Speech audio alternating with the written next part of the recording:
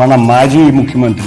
నీకు గుర్తుందో లేదో 2019లో ఈవీఎంల గురించి నువ్వు ఒక స్టేట్మెంట్ ఇచ్చావు. ఈవీఎంలు అన్నది 80% జనాభా వెళ్లి అన్ని పార్టీలకు సంబంధించిన ఏజెంట్లతో పాటు కలిసి నొక్కి కరెక్ట్ గా అన్ని పనిచేస్తా ఉన్నాయని చెప్పి వెరిఫైడ్ అని చెప్పి సంతకం పెట్టి పోలింగ్ ఆఫీసర్లకు ఇచ్చిన తర్వాతనే పోలింగ్ మొదలైంది. ఈవీఎంలు అది జరిగాయి, ఈవీఎంలు ఇది జరిగాయి, నేను ఎవరికి ఓటేసానో నాకు తెలియదు అని చెప్పి ప్రజలను తప్పుదోవ పట్టించడం నిజంగా చేయదగ్గ పనేనా అని అడుగుతా ఉన్నా.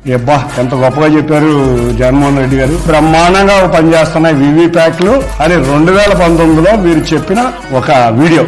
ఇవాళ వచ్చి ఏం చెప్తారు, ఈయన వీవీప్యాట్లు నమ్మకం లేదన్నట్టు చెప్తున్నారు. బాబు జగన్ 80% కాదు 86% మంది ప్రజలు ఇవాళ మాకు ఓటేశారు.